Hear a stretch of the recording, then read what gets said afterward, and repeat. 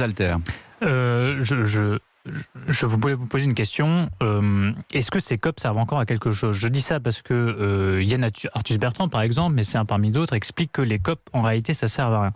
Et il y a quand même une répétition d'une sorte de petit théâtre où on annonce en grande pompe la COP avec un numéro supplémentaire à chaque année, des rapports alarmistes, et souvent à raison de la part des experts et l'ONU qui tire la sonnette d'alarme en disant que ça va être la catastrophe, des responsables politiques qui sont du coup mis devant leurs responsabilités, qui sont mis au pied du mur, et un festival de promesses sur qui fera mieux, un tel va s'engager, nous on a tel objectif, qui finalement ne sont pas connus, parce que le grand problème de ces COP, au final, c'est qu'elles n'engagent que ceux qui veulent bien y croire. Il n'y a rien de contraignant juridiquement, parce que c'est basé sur du multilatéralisme, il n'y a rien de contraignant juridiquement dans ces COP. Et on voit qu'on s'éloigne de plus en plus des objectifs de l'accord de Paris, notamment.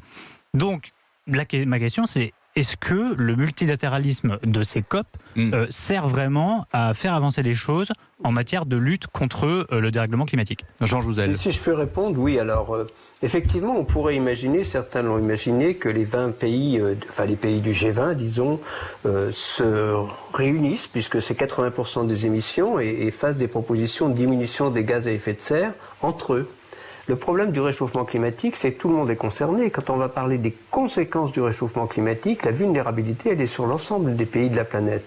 Et donc c'est très important, tous les pays sont concernés, même les pays peu émetteurs, d'ailleurs dont certains risquent d'émettre de façon plus importante au cours des prochaines décennies.